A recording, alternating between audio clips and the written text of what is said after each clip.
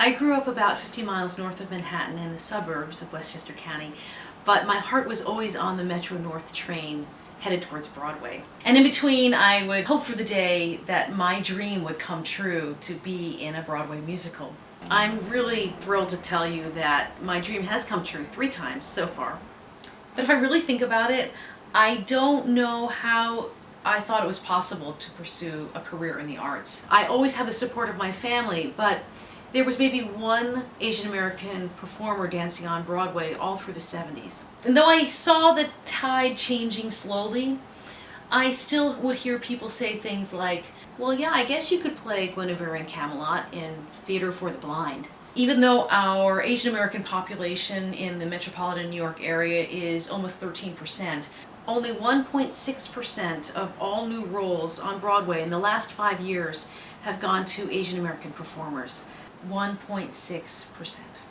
I decided it was time to get involved in new ways, to become a leader in my community, to have our voice represented in the entertainment industry. As a part of the elected leadership since 1992 of our National Stage Union, Actors Equity Association, I'm co-chair of the Equal Employment Opportunity Committee there, and I'm really intent on spearheading initiatives and policy to broaden access and representation of all actors of color on our stages.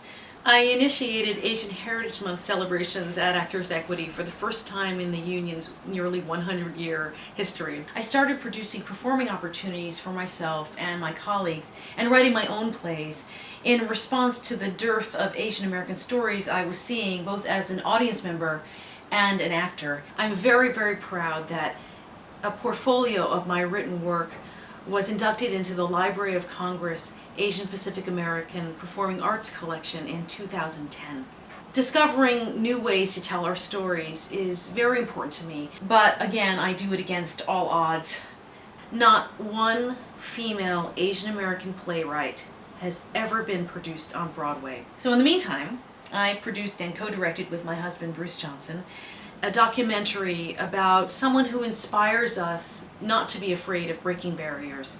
Our award-winning film, Transcending the Wat Misaka Story, is about Wat Misaka, the first person of color to be drafted into what is now the NBA by the 1947 Knicks.